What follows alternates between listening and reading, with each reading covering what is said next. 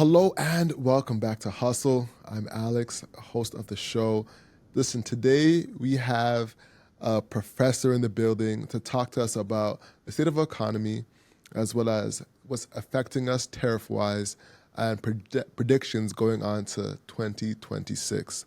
So you'll leave this conversation with three things. One, what you should be concerned about for your e-commerce or service-based company in regards to the economy, the predictions that you should be aware of for 2026, and expectations of what next year will bring society and economically. So let's jump in it, shall we? Fred Lazar, welcome back to the show. Great to be with you, Alex. Yes, all right. So first things first, the last time we talked, it was right around the time that Trump announced his tariffs, right? Yes. What has been your review on those tariffs since that time? Well, again, it depends on the country, depends on the day.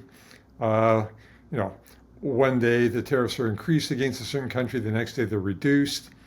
Mm-hmm. Uh, Supposedly, a number of countries have cut deals with him. Oh, I'm not quite sure what uh, the details are. With regards to Canada, you have Doug Ford every once in a while standing up, saying, "I'm Captain Canada. I'm going to stand up for this country." He does something. Trump threatens, and then the next day, Ford backtracks. So Mm-hmm. Doug Ford really has no idea what he's doing, and he's not helping the situation. Carney, on the other hand, keeps having discussions with Trump. So far, nothing has happened. And as a result, Carney, since he loves to travel the world, has been going to other parts of the world to try to find other opportunities, either to sort of compensate for any problems encountered with the U.S. or to end run the U.S. tariffs. But thus far, what we've learned is that most of the products shipped from Canada to the U.S. Really are exempt from the higher tariffs because they're covered by the U.S. Mexico Canada Free Trade Agreement. So the higher tariffs only cover a really small percentage of trade between the two countries. But from your point of view, with sort of e-commerce, unfortunately, most of those areas are not yet included in our trade agreement. So they're going to be the ones subject to the whims of Trump in the U.S. and higher tariffs. Yeah. Now, I should take a step back just for the audience that's listening. Could you give people some insight into exactly what you do on a day-to-day basis?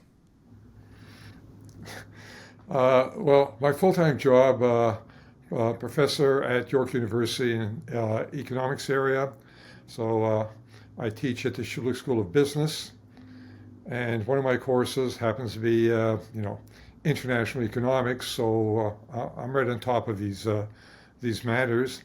Uh, the other is I've become a lot more actively involved in working with various indigenous groups, primarily in negotiations with the government over various sort of breaches of their treaties. Mm. And, currently I'll probably end up in court sometime in 2026 in two cases, and I look forward to it because I have to try to convince a judge of my arguments. And if I'm successful, that probably will have greater repercussions for the country than Trump's tariffs. Really? Yes. Can you tell us more about those two cases? One involves sort of, there were what were called the numbered treaties. There were 11 of them negotiated between, I think, 1871 and early part of the 21st, you know, sort of, I guess, sort of the 20th century, I think about 1920 or so. And each of those treaties included a provision for the annual payment of an annuity to the members of each of the bands covered by these treaties. What is at issue is were those annuity payments supposed to be fixed at the values negotiated at that time.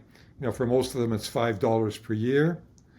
Or should they have been increased either in line with the rate of inflation, average incomes, or some other metric? And there are significant differences. If you just keep it fixed at $5, there's no additional obligation on the part of the federal government. If they were supposed to index, well, the obligations to the federal government can become quite significant. And I think, realistically, uh, I don't think the intent was to keep them constant at the $5 level, but to increase them over time. So that's one of the issues. The other issue, interestingly, is a challenge of Bill C5, which is the One Canadian Economy Act, which includes the Building Canada Act, which is intended to fast track projects. And the issue there is, does the act as currently structured and the review process fulfill the government's constitutional obligation to Indigenous peoples for consultation and accommodation? Hmm.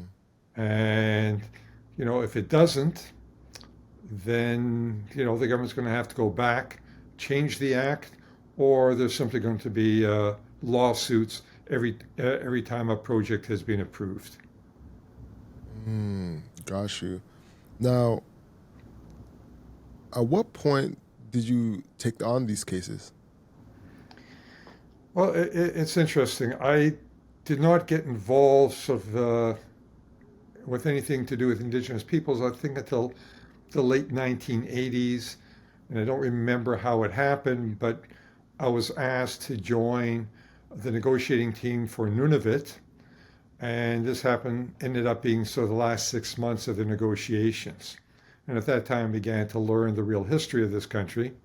Hmm. And then I got re-engaged probably about 2000, 2002, started doing for the Anishinaabe Aski Nation, which represents 49 of the First Nations up in Northern Ontario, and then started getting involved in more and more land claim cases. And, you know, I think in one way I became sort of the default go-to economist for many Indigenous groups because the person that preceded me tragically, he died at an early age. So I was sort of next in line. You know, uh, that's not the way I would have wanted to get to that position because I knew the person and he really was a good economist, well intentioned, and a very bright individual. So it was a tragic death. Mm. So I've been My doing condolences. more and more of these cases, and it's reached a stage the past couple of years. If I show up in a negotiation with government negotiators, you can see the look in their faces, just sort of, oh no, he's back. It's like I've become their worst nightmare. So I enjoy that because they deserve to have nightmares. I love that. I love that. On the note of nightmares, right now it feels like the Canadian economy is approaching a nightmare state. Would you agree with that? Well, there's a lot of uncertainties, and uh, a lot of them again revolve around what's going to happen with Trump's tariffs, but more importantly, and this is really haven't surfaced in the media yet, but what happens with the renegotiation of the trilateral free trade agreement? It's up for review next year, and there's no doubt in my mind that the U.S. is going to say, no, we're not going to continue with the current agreement, which was only signed in 2019. We want a complete renegotiation. And that's going to put a lot more pressure on Carney and his team, as well as the Mexican negotiators, because the U.S. is going to be a lot more forceful in their demands. And we can only speculate what they may demand, but it's going to create serious problems because the Canadian government is either going to have to make some serious concessions or they're going to have to live without a trade agreement with the U.S. Mm. We are covered to Wow. some degree by the General Agreement on Tariffs and Trade, but it's nowhere near as comprehensive. In part, it doesn't even include services as the current US Mexico Canada agreement. And I think that's the greater risk. A lot of people are saying, well, the tariffs, we can live with them. They don't cover most of the trade between Canada and the US. But what happens next year when the trade agreement is going to start being renegotiated? Will this be done in 6 months? Will it be done in 5 years? What will be the resulting agreement? And that's a big cloud overhanging. A lot of the investment decisions are going to be made by business firms, both in Canada and outside of Canada. All right. So now NAFTA and CUSMA has been around for what, the last 20 years almost? So Uh, CUSMA came in 2019, but before that, had NAFTA for like the last 10 I'm years trying to remember. before. NAFTA was probably about, I would say, 10, 15 years before that, somewhere in that Yeah. time. We don't have it exactly. And then before that, we had the original Canada US Free Trade Agreement. Mm-hmm. Okay, so All we've right. gone through several rounds. The last round in 2019, it turned out to be quite favorable to Canada. This time round, I don't think it's going to be as favorable unless the government's going to make some serious concessions. And I think they're going to be, I can see probably four areas. One, agriculture, in particular dairy farms. Even under the USMCA, uh, dairy farmers in Canada are still highly protected. The US is not going to accept that anymore. And that creates a political problem for whatever party is going to be in power. It's not an economic problem, except for the dairy farmers. Canadians will benefit if you start sort of opening up the market. A second will be lumber. Softwood lumber disputes have never ended. So at some point, we're going to have to change the way we tax our lumber industry. It'll have somewhat of a negative impact, but it's not going to be completely detrimental. A third will then be okay, the new mines developing critical minerals. Who's going to be the customer? The US is going to insist that none of the product goes to China and that US companies have first call. So that's going to be problematic. And then a fourth probably relate to the whole digital economy. So basically getting rid of foreign ownership restrictions. You've got that in broadcasting, telecommunications, but don't follow what's happening in the UK and the European Union, where they're imposing taxes on anything digital and imposing sort of limits, privacy, free speech limits on digital companies. So Canada's going to have a Mm. choice. Do we follow the US, where basically these digital companies, social platforms, AI will have no restrictions on them? Or do we move closer to Europe, where we really are concerned about privacy, maybe sort of freedom of speech? And I think those are going to be the four most pressing issues. And again, for Carney, there would be the same most pressing issues if you had a conservative or NDP government in place. It's not going to matter what party's in power. They're all going to have serious difficulties addressing probably those four demands. Mm. Fair points. Now, what do we have to leverage in these points? Because I feel like our privacy is already given away to the U.S. companies. All of our data is being held by Google, Facebook, and American tech companies. So how do we Yes. even leverage that to negotiate properly when they're already 9.9 out of 10 times in the hands of American companies, anyways? Yeah, the bad news is we have no leverage. No, Literally. of a scene I remember in Blazing Saddles where you have this new sheriff that's hated by the town. He's black, the town is white.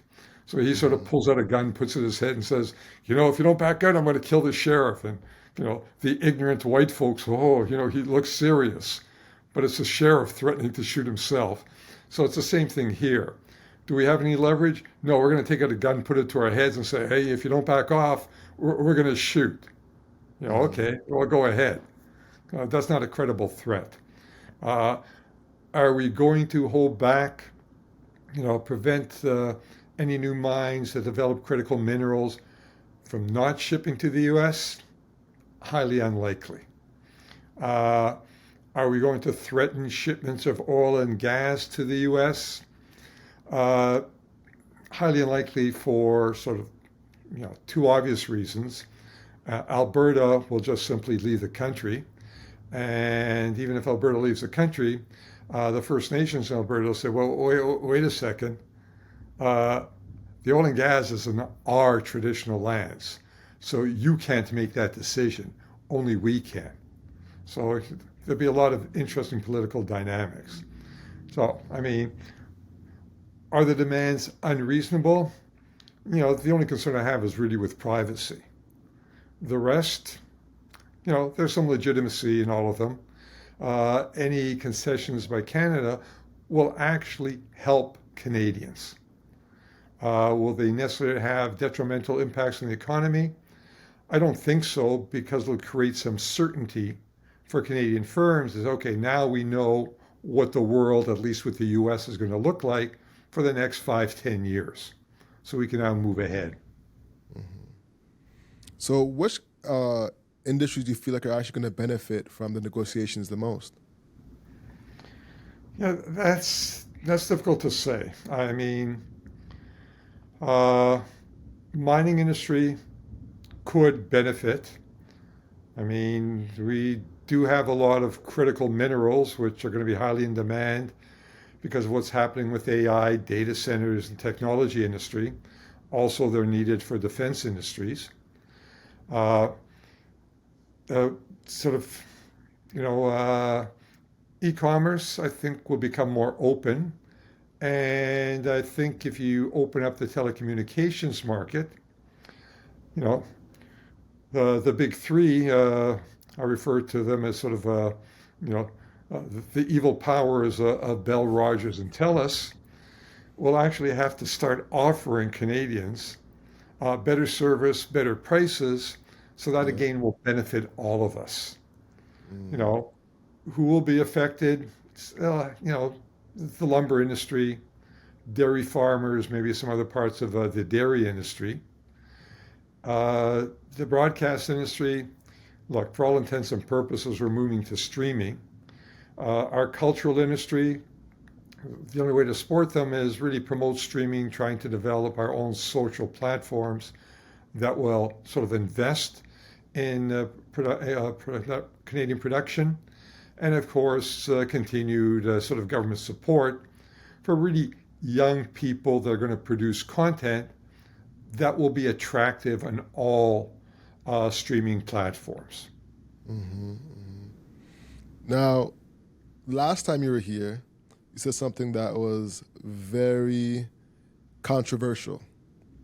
You said that every entrepreneur that's currently a young entrepreneur in Canada should move to the US. Do you still stand by that? Yeah, I mean, the problem we have here is a long term problem. We don't have an angel investor network. You need venture capital money. Yeah, if you need 5, 10, 15 million, a venture capitalist in this country may entertain looking at your business plan. If you need 20,000, 50, 500,000, good luck. It's just not available. Uh, I have no idea why sort of wealthy families haven't decided to create an angel investor network to a much greater extent than we have. I don't understand why our financial institutions haven't invested some of the money in this. You know, admittedly, most startups are not going to succeed, but the 5-10% that do succeed, they represent your future. And again, if you look at the most valuable companies in the world, particularly those in the US, you find that most of them started anywhere from 1 to 2 years ago to about 25, 30 years ago. Here in Canada, if you look at, do we have what startups have really succeeded? You're probably looking at a very small handful. Okay, so There's some new startups that are doing pretty good.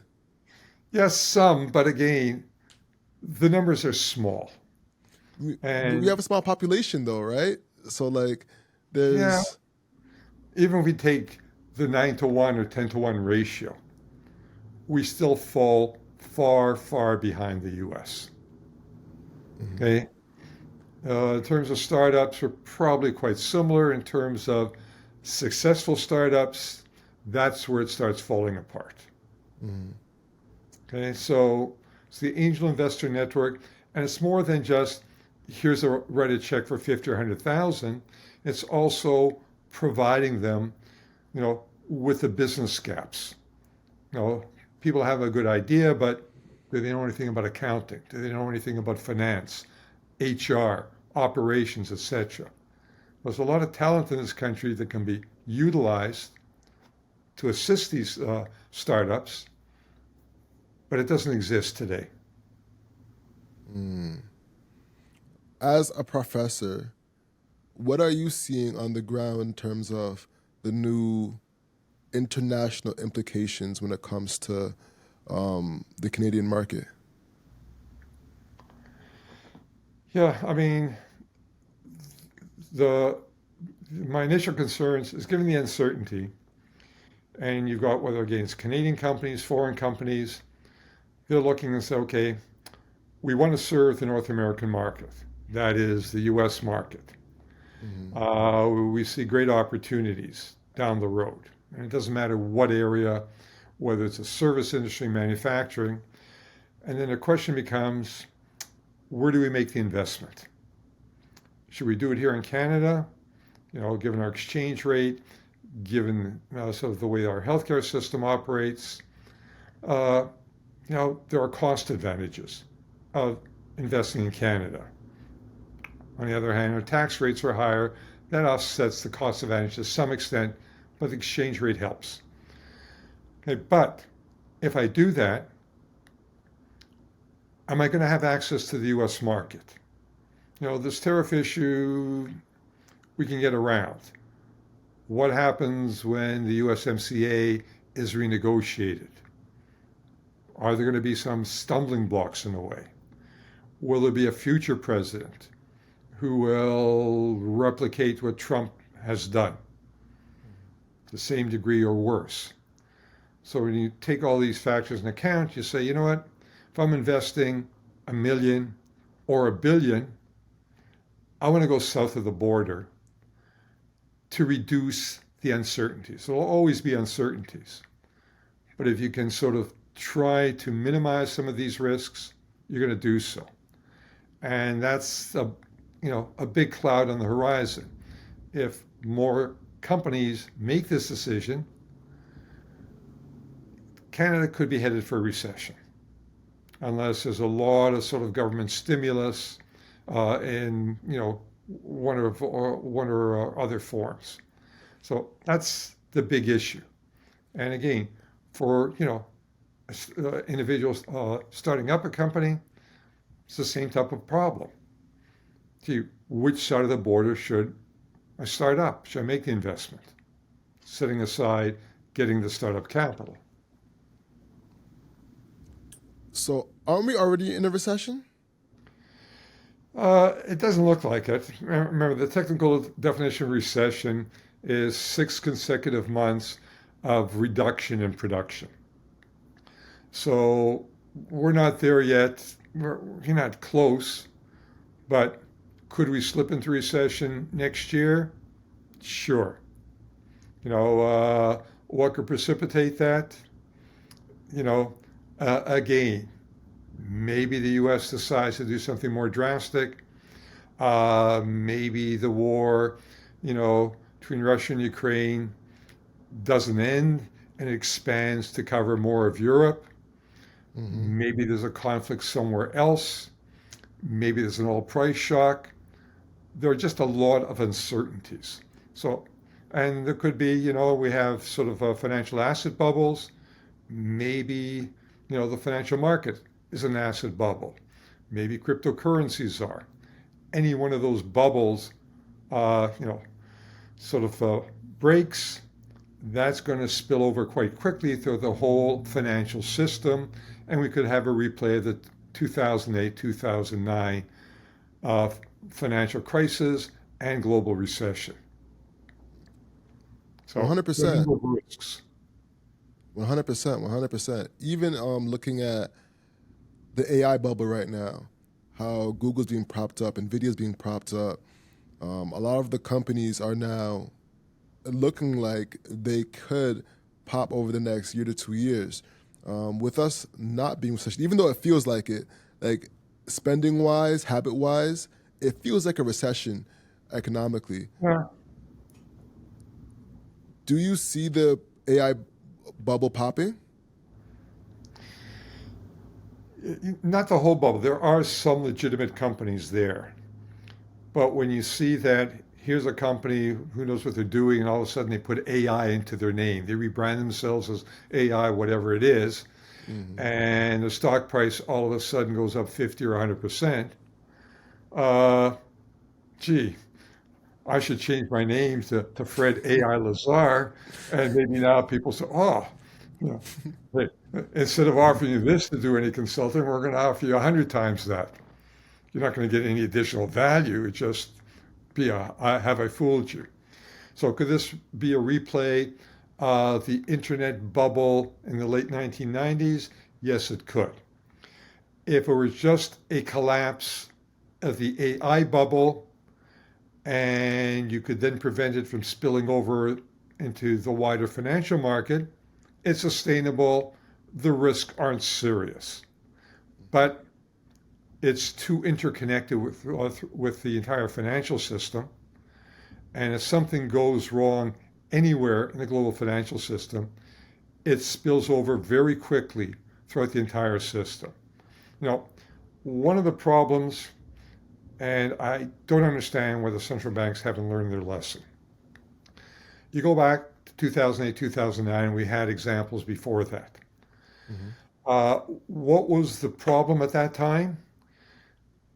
That the central banks had no understanding of what the linkages were among the global financial institutions.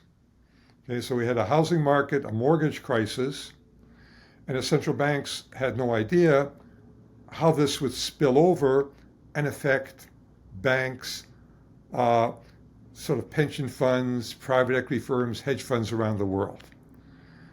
So all of a sudden you saw sort of panic, asset prices were collapsing, the Federal Reserve had to take drastic actions. Well, one would have thought, given that experience, you've got blockchain technology, you would have used it in order to be able to understand all these financial linkages.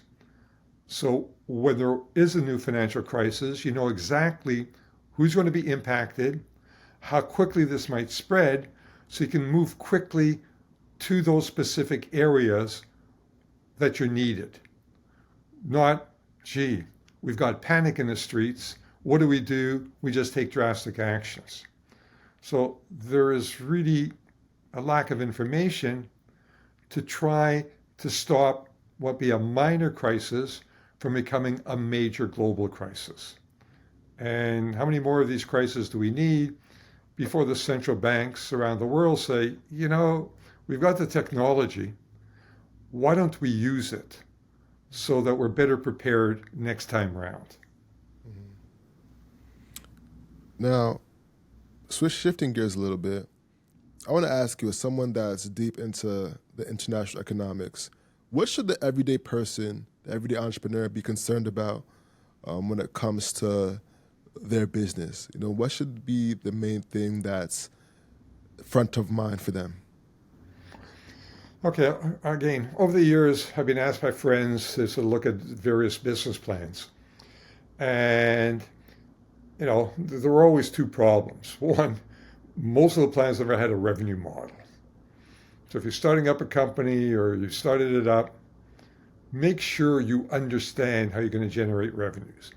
The other problem, in addition to sort of the business gaps, was everybody thought, gee, my solution is unique and nobody else is thinking of it. What do we have? 8 billion people in the world. Uh, I would say, let's say 10% of them are really, really talented and smart. That means there could be at a minimum, or let's say 800 million really talented people out there. Not all of them, but some of them are probably thinking about the same problems a young entrepreneur is thinking. So you better get a sense of what else is happening out there. Because you may start, put up your money, and have some initial success, and then within a short period of time, you just get blown away because someone with deeper pockets or is better connected to some major companies who's developed a similar idea comes along and just blows you out of the water. Yeah, yeah, most definitely. Um, okay. Well, as we work towards wrapping up, um, what do you think more entrepreneurs should be concerned about as they venture into the U.S.? Because a lot of entrepreneurs from my experience, are traveling to the U.S. right now, but their main concern is ICE. They're concerned about immigrating. Yeah. Is that the primary thing that you're seeing with your students, with a lot of the research that you're doing? Yeah. Yeah. I mean, is it overblown? Probably, because now to get into the US, there are going to be tougher rules. Hmm. And so the people most at risk are the ones that did not go through the right channels in the past. And unless they're well connected, they're at risk. Okay, so going to the US, you go through the proper channels. Uh, you know, the first step is try to tap into the angel investor network. That gives you protection. Uh, do you have to be in the US full time? Probably not. So you can sort of maintain your Canadian citizenship and residence and travel freely back and forth. In fact, I think it was NAFTA that relaxed the rules for Canadians going to the US on business. In the past, they had to apply for some type of visa. Those rules have been relaxed. So the starting point is, try to tap into the U.S. Angel Investor Network. Try to find out, who's doing something similar in the U.S. Collaborate, partner with them. Because nowadays, unless you're actually manufacturing, producing something, you can start up your company anywhere. You can locate what you're doing almost anywhere. The importance of the US, two, one, access to capital, and that's going to be your primary market. So, look at the US, try to understand, okay, who are your customers? Who are your potential customers? And in that process, what is exactly is the problem that you're solving for these people? What are you going to provide them that's not currently available? Hmm. And then does that require you to be in the US full time? Can you do it from elsewhere? And again, the obvious risk going forward, you may have to be there full time because of the renegotiation of the USMCA. Mm. Yeah, yeah, yeah. No, well said. Now, we've covered a lot of topics when it comes to international economics. Um, Now, I want to get your opinion this on some of the political things that was happening over the year. As a lot of us are recapping the year and thinking about next year, one of the major things that happened this year was Donald Trump threatening for Canada to become a state. What was your reaction to that? Sorry, that he talked about Canada Well, becoming yes. the 51st. Well, Trump has a unique and weird sense of humor. And people should not take everything he says at face value. I would bet that half the things he says publicly are not to be taken seriously. They're meant as jokes. And I think Trump, given his sort of peculiar sense of humor, enjoys it when people take him seriously because then he doubles down on it. You know, Canada becoming the 51st state, there is no advantage to the Republican Party today or in the future of Canada ever becoming the 51st state. I'm surprised the Democrats haven't picked up on this because this would be extremely beneficial to them over the long term. Mm. The other part is, does the U.S. really want us? Whatever is attracted to the U.S., they're either already buying, they already own or control, or they can come and visit. So, is there an economic benefit to the U.S.? No. As I said, the political benefit would accrue to the Democratic Party, given the voting patterns in Canada. Very much so. We're very much a liberal country. Yeah. Um, Now, I think honestly, what his brain might have been locking in on was the Iceland territory. To fight for that territory. 'Cause I think they were discussing Yeah. oil around there, and like having a potential competitive edge for war. Yeah. Yeah. I mean, again, you look at Greenland, you look at Nunavut, Hmm. and you look at a globe. As I said before, what's the shortest distance for missiles from most of China, from Russia to the US? They're over the North Pole. Okay, so what's in the way? Oh, yes, Greenland and Nunavut. So, from a military strategic point of view, we see their value. So, from Canada's point of view, uh, why not partner with the U.S. Department of Defense? They're already making investments in Nunavut and the high Arctic. Well, why don't we piggyback on those? You know, U.S. will be making the major investments, but hey, let's build some ports, let's build roads through Nunavut, let's build some more airports. This will benefit the people there. This will open up opportunities to explore for various minerals and metals that are there. So, in helping the U.S. sort of establish sort of their sort of facilities to be able to sort of spot any missile launches, which I don't think there's a great risk, but hey, I've never been a great supporter of the military or wars, but if that's the way it is, we can live with it. Uh, let's co-invest with them to develop Nunavut, which will be in Canada's interest, the interest of the Inuit in Nunavut, and will be ultimately in the interest of the U.S. as well. So that's the way I look at it. And, rather than say this is a dumb idea, which it might be, but nevertheless, you're going to see a lot of money being poured into military bases in the high Arctic, which means Greenland and Nunavut, whether we like it or not. So let's piggyback and try to derive as many benefits as possible. Yeah, and I think that could be something we leverage for the Cosma deal. No. Yeah, that could be, when you ask about leverage, you know, if I were leading the negotiating team, I said, hey, let's look at the globe, let's look at a map. Mm-hmm. Nunavut's part of Canada, still is.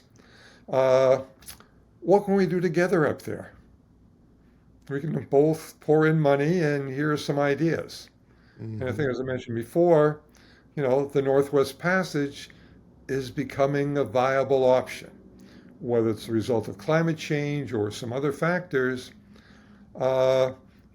shipping through the high Arctic probably now feasible 9, 10 months a year. Mm-hmm. And the shortest shipping distance between sort of Eastern Asia and Europe, or even the U.S. East Coast, is via the high Arctic. Mm-hmm. Exactly. So that creates a small logistics time because China right now is trying to compete with their One Belt and Road Initiative to Yeah. really speed up the world's economy through faster logistics, right? As a Yep. Jamaican, I am seeing that in real time. You go to the corner store and it's owned by Chinese people. It's totally different.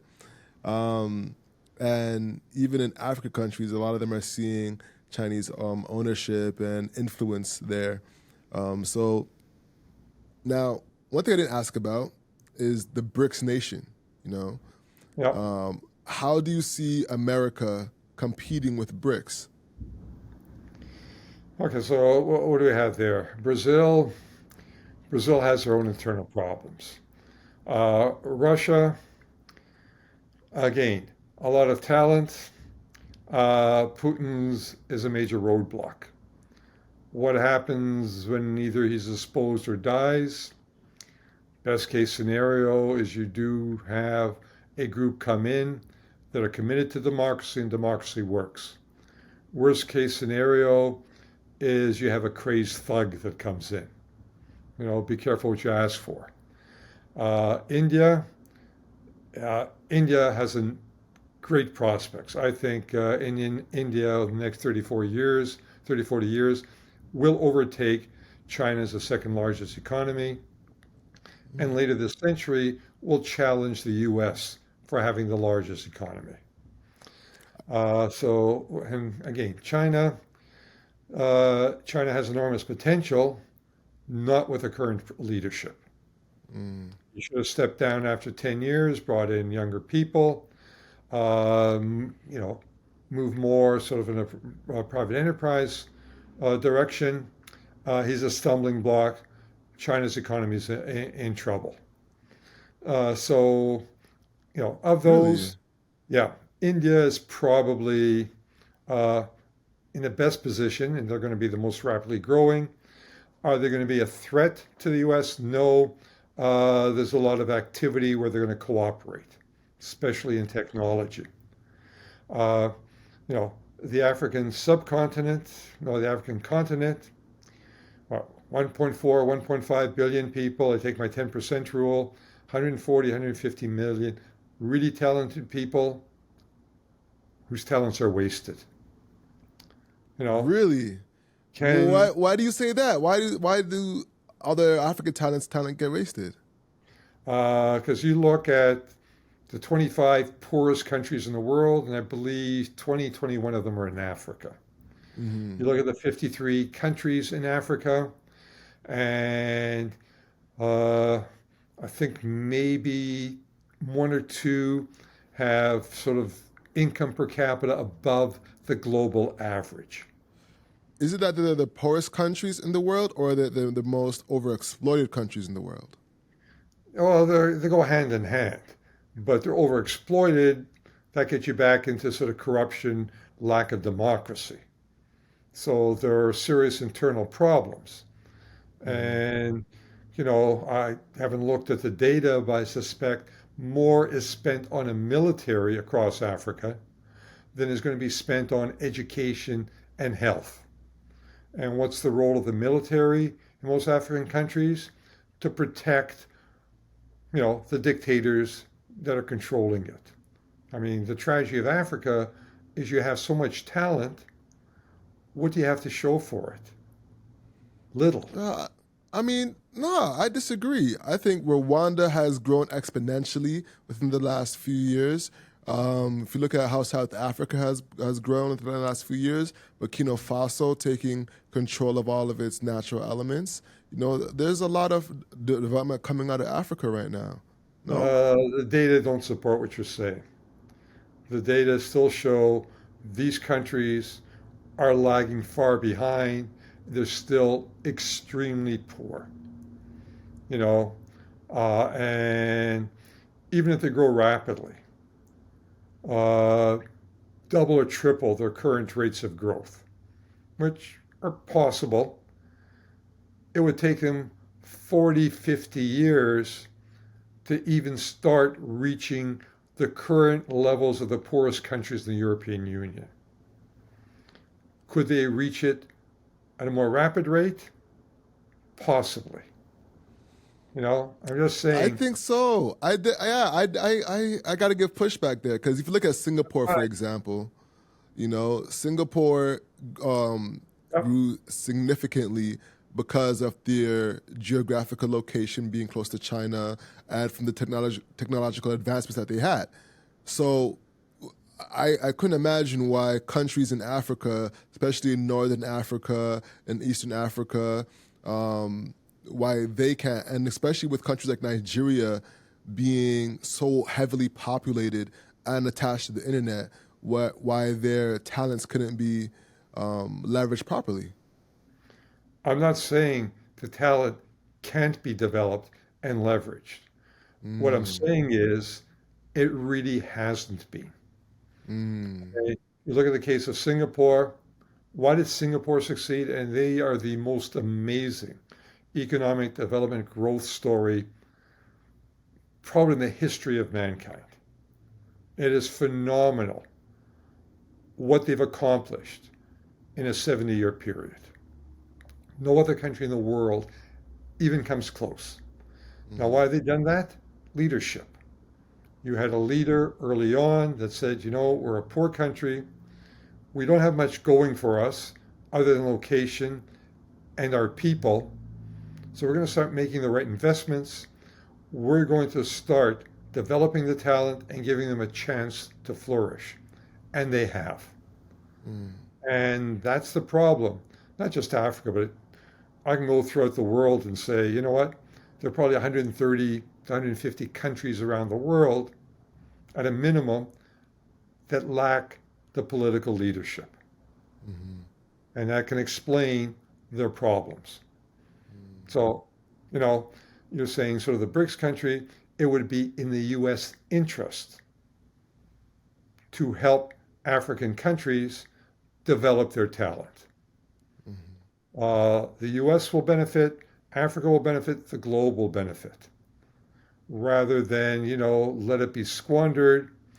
And what you find is in many countries in Africa, what's the best paying job? Join the military or leave the country. And neither of those benefits the people. So, mm, that's my point. You mentioned the BRICS. There's nothing there that's really a current challenge. I would rather see the US, instead of vilifying China, Russia, and some other countries, say, you know what? We'll all be better off if we work together. Last time I checked, we're all members of the human species. I don't care what other characteristics you want to throw in. That's our common characteristic. mm, And either we're going to work together and make this a much, better place for everybody, or eventually we're going to kill ourselves. mm, And saying you're the enemy, wasting trillions of dollars on defense worldwide. At the end of the day, that can't end up well because all that's needed is some lunatic who has access to a button and pushes that button. So I'd rather see the U.S. say, you know what, uh, let's cooperate, and it means global cooperation, and let's see what we can do to help everybody. Do you think the Uh, U.S.? Oh, sorry. Go ahead. Again, I don't see it in the near term. Uh, do I see it in your lifetime? Maybe. My lifetime, uh, I have serious doubts. One of the major factors of BRICS nations are to come off of the U.S. dollar, right? Yeah. and come off of using SWIFT. So then, how does the USA cooperate with that while still maintaining dominance? I mean, they can develop a parallel system, but that's going to have to integrate with the existing system. You can't just say, well, we're only going to deal with this currency. It's not going to lock in with the existing systems because you've basically then excluded yourself from most of the major financial institutions. So you can develop parallel systems, but at the end of the day, they're going to have to integrate. They're going to have to speak with one another. And until you get some other block of countries that become quite important and more dominant in global trade and financial transactions, you know, if you're dealing internationally, your first call will be U.S. dollars. Second call might be the Chinese yuan. Third might be the euro. Eventually it'll be the Indian rupee. But there will be a handful of currencies that will be the major basis for transactions. People talk about, well, gee, what about Bitcoin and cryptocurrencies? Uh, I don't see it. Uh, you know, for them to come into the mainstream, they have to be regulated. And once you regulate them, that destroys a lot of their attractiveness. And secondly, Bitcoin is built on blockchain.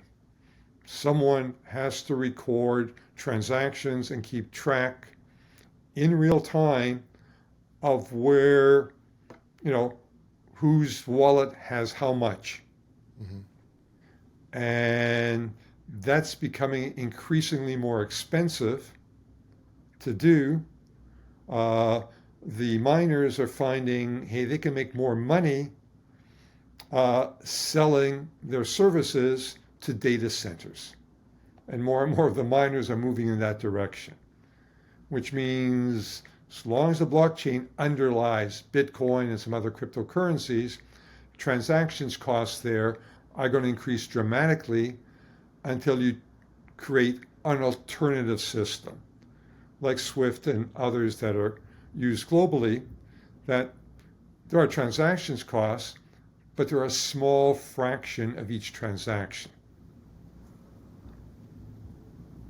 Makes sense. Makes sense. So that way, there's a easier way to do business versus the high cost of doing business on Bitcoin and Yeah, other cryptocurrencies.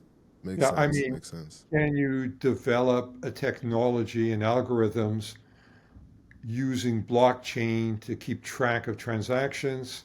Undoubtedly. Hmm. You have, a lot of computer power. Computers are going to get faster, more Hmm. powerful. Hmm. There are a lot of smart people out there that will develop this technology. So Yep. eventually, the blockchain underlying Bitcoin, the cost of that will become a small fraction of a transaction. Hmm. Will some of these people devote their attention to this? I suspect they will. But is this a year off, 10 years off, 20 years off? I don't know. In the meantime, electricity requirements, electricity prices are going to be a stumbling block for any cryptocurrency, and then privacy concerns and regulation. Hmm. 100%. 100%. Yeah, sounds like you have a lot of work to do. Well, Most definitely. find a little niche, try to identify a problem that exists, hope that you're not the only one that's identified this problem, try to figure out a solution. Don't reinvent the wheel. Don't try to reinvent the bicycle or the car. Take what's there and say, okay, how does my little twist address this problem in a way that's really cost efficient and is going to be attractive in a Hmm. marketplace? Hmm. Yeah, most definitely. That's a great way to put a bow on it. Um, where can people find you? I'm still at York, so you look up York University, and you'd be able to track me down very quickly through York. Most definitely. With that And being said, with yes, that being said, the hustle is what you can't control. So control your grind and control your life. I'm Alex. great to see you, Alex. Best of luck. Thank you very much. See you tomorrow, guys. Peace.